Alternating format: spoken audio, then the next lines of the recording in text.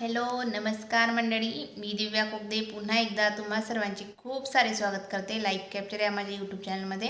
बघा सकाळी सकाळी दारी कोणीतरी आला, आवाज आला तर बाहेर आले तर बघितले तर हे बघा हे दादा आहेत की ते सर्व घरोघरी फिरत आहेत, पैसे मागत आहेत आणि गाणे वगैरे म्हणतात आणि सोबतच त्यांच्यासोबत एक ताईसुद्धा आहेत की ज्या वाजवत असतात आणि हे जे दादा आहेत ते डान्स वगैरे करतात, स्वतःला मारतात, असं त्यांचा एक प्रोग्राम चालू होता। आणि शची ते बघण्यात गुंग होती तर त्यांनी या पैसे हवे असं म्हटलं। मग शची आप्पाजींना बोलून घेऊन आलेली आहे, तिच्या आप्पाजीने पैसे काढले आणि त्या दादाला दिले आणि ते आता निघून गेलेत। आणि आमची सकाळची गडबड आमची म्हटली म्हणजे सर्वांच्या घरी तेच गडबड असते, ज्यांनाही ऑफिसला वगैरे जायचं असलं त्यांच्या घरी सकाळी स्वयंपाक वगैरे टिफिन हे गडबड खूप असते।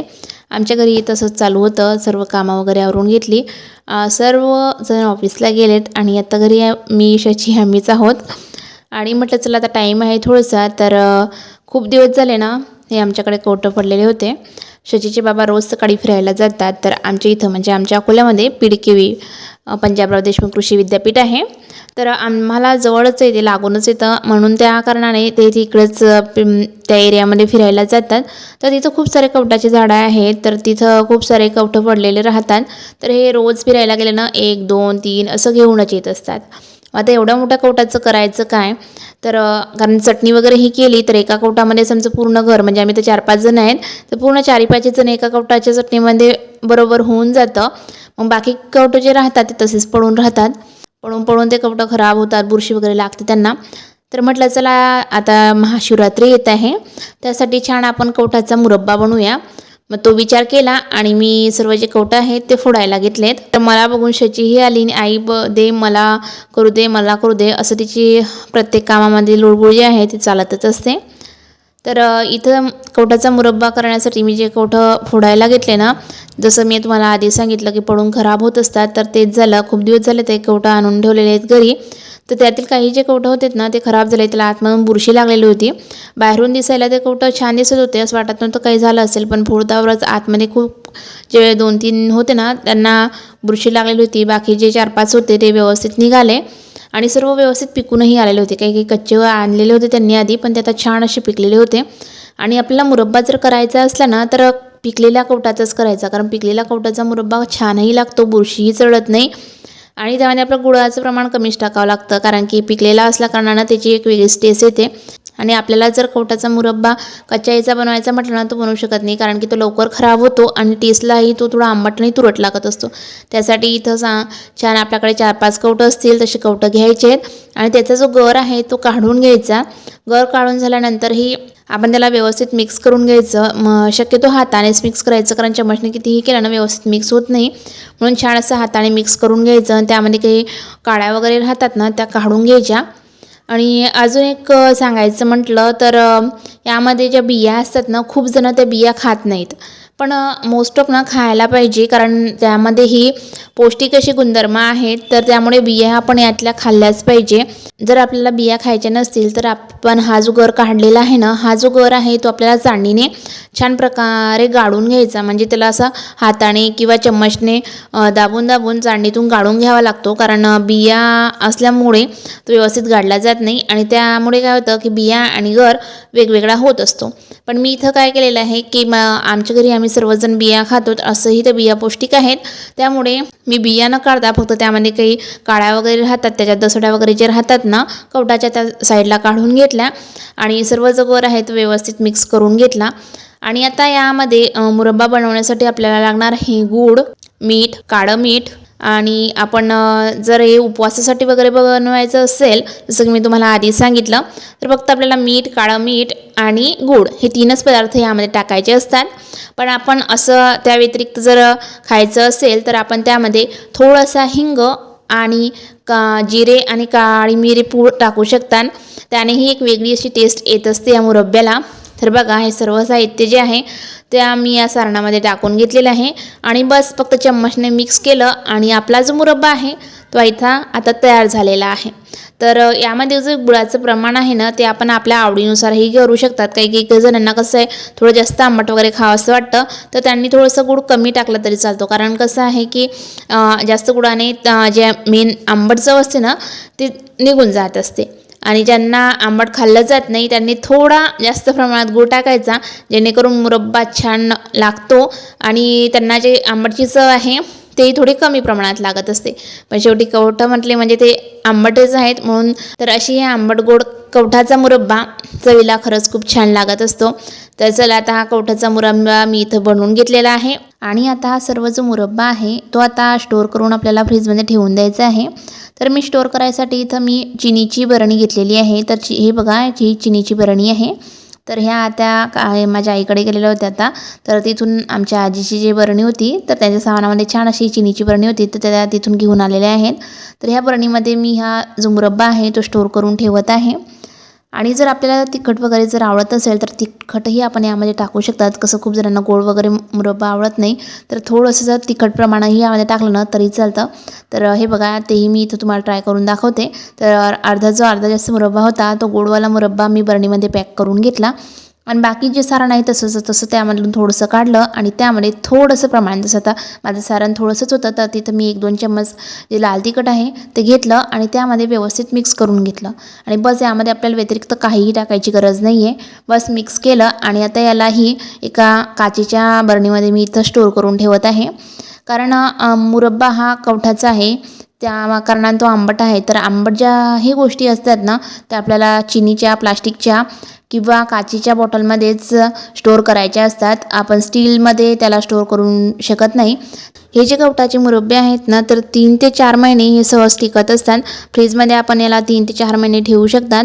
आणि जर आपल्याला वरं ठेवायचं असेल म्हणजे ज्यांच्याकडे फ्रीज वगैरे नसेल त्यांना हा मुरब्बा जर बनवून ठेवायचा असेल तर तरी आपण बनवून याला बरणीमध्ये फक्त थंड ठिकाणी ठेवायचं जेणेकरून तो खराब होणार नाही. तरीही हा जर मुरब्बा आपण वरती ठेवला तर समजा 1 ते 1.5 महिना हा मुरब्बा सहज टिकला जातो. हे बघा आपण बघू शकता छान असा कवठाचा मुरब्बा इथं तयार आहे. एका याच्यात गोड आणि एका याच्यात तिखट असे दोघी प्रकारचे जे मुरब्बे आहेत ते मी इथं ठेवलेले आहेत. बघूनच ना तोंडाला पाणी सुटतं आहे आणि ज्यांनाही आंबट खायची सवय असेल ना ज्यांना आंबट आवडतं त्यांच्या तर नक्कीच पाणी सुटलं असेल. तर मलाही बरोबरच पाणी सुटलं होतं. मी बनवता बरोबरच मी सर्वात आधी टेस्ट करून बघितलं आहे. खरंच खूप छान झालेला आहे मुरब्बा. हा जो कवठाचा मुरब्बा आहे हा महाशिवरात्रीला आवर्जून खाल्ला जात असतो. महाशिवरात्रीच्या उपवासाला कवठाच्या मुरब्ब्याला एक विशेष असं मान दिला जातो. आणि आता उन्हाळ्याला थोडी सुरुवात झालेली आहे. तर कवठ्याचं जे मेन गुणधर्म आहे ते आहे की पोटाचे विकार यापासून दूर होत असतात. जर आपल्याला अपचनाचा त्रास असेल किंवा पित्ताचा त्रास असेल तोही आपण कवठापासून दूर करू शकतो. सोबतच कवठामध्ये एक विशेष गुणधर्म हा आहे की तो शरीराला थंड ठेवत असतो आणि उन्हाळा म्हटलं म्हणजे आपल्याला थंड गोष्टीची खूप आवड असते. म्हणून या कवठाचा मुरब्बा हा एक पर्याय म्हणून आपण त्यामध्ये याचा उपयोग करू शकतात. तसेच या मुरब्ब्यामधील आंबट गोड जी चव आहे ती आपली भूक वाढवण्यास सोबतच पचनक्रिया सुधारण्यासही मदत करत असते. तर असा हा आरोग्यास बहुउपयोगी असलेला कवठाचा मुरब्बा आपण एक वेळा नक्की ट्राय करा. आणि याचे मी 2ही प्रकार तुमच्यासोबत शेअर केलेला आहे. ज्यांना गोड आवडत नसेल त्यांनी तिखट किंवा ज्यांना तिखट आवडत नाही त्यांनी गोड आणि ज्यांना दोघंही आवडत असेल त्यांनी दोघं प्रकार ट्राय करू शकतात. तर तुम्हाला हे प्रकार कसे वाटले एक वेळा बनवून खाऊन मला नक्की सांगा.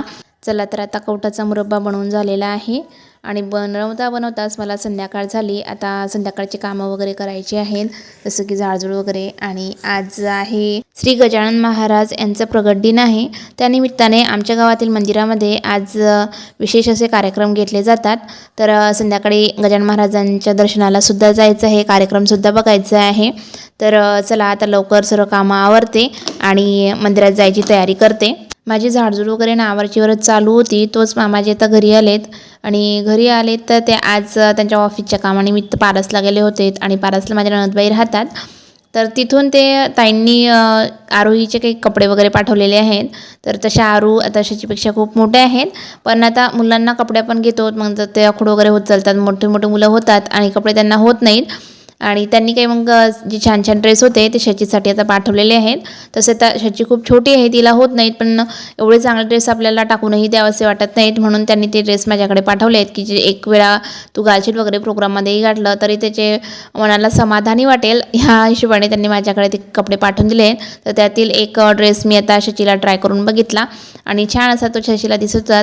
पण आम्हाला मंदिरात जायची घाई होती म्हणून जास्त बाकीचे दुसरे कपडे आम्ही बघितले नाहीत आणि तसंच ती बॅग कबडमध्ये ठेवून दिली. तर चला पटकन तयारी केली आणि आता मी मंदिरात आलेली आहे. मंदिरात आले तर छान असा प्रोग्राम तिथं चालू होतात. इथं बाल संस्कार केंद्रही घेतलं जातं. तर त्यातील जे मुलं मुली होते ना ते छान असे टाळ वाजवत होते आणि पावल्या वगैरे करत होते. त्यांना बघून ना खरंच मंत्रमुग्ध झाल्यासारखं झालं होतं.